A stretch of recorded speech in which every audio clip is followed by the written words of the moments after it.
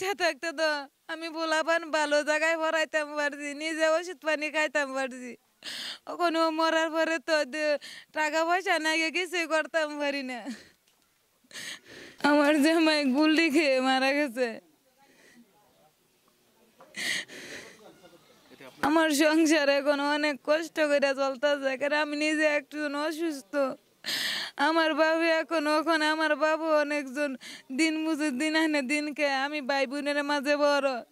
আমার বাবা আমাকে অনেকটি ভাই বোন, আমরা এগুলো আমার বাবা সংসার চালাইতে না ইয়ার বাস আমরা আমার বাপের রূপে আমার ফুলা ফানলে আমার বাপের রূপে ভর্তি।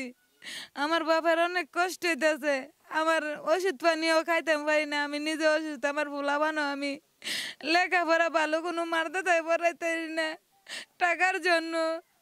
তাই আমি মায়ের কিছু টাকা দিয়ে পড়াই, আর ছেলেটারে আমি এতিমখানে দিয়ে দিছি, টাকার অভাবে আমি পড়াইতে পারতাছি না।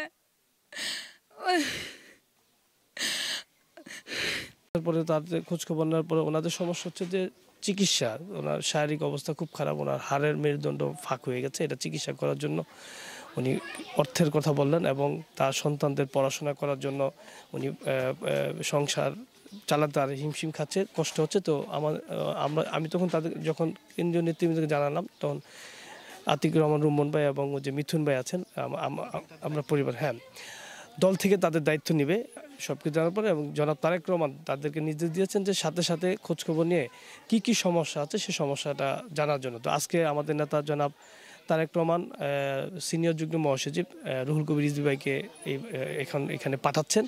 উনি তাদের খোঁজখবর নেবেন এবং তার পরিবারের সমস্ত খরচ, কোথায় কি সমস্যা আছে সেই সমস্যার দায়ভার বিএনপি পরিবার নিবে।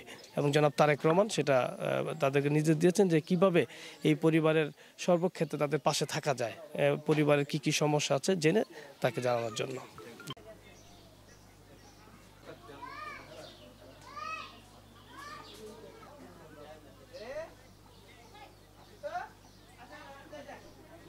আমি অনেক খুশি আর আসলে যে আমার পোলাপান্ডি কিছু অনুদান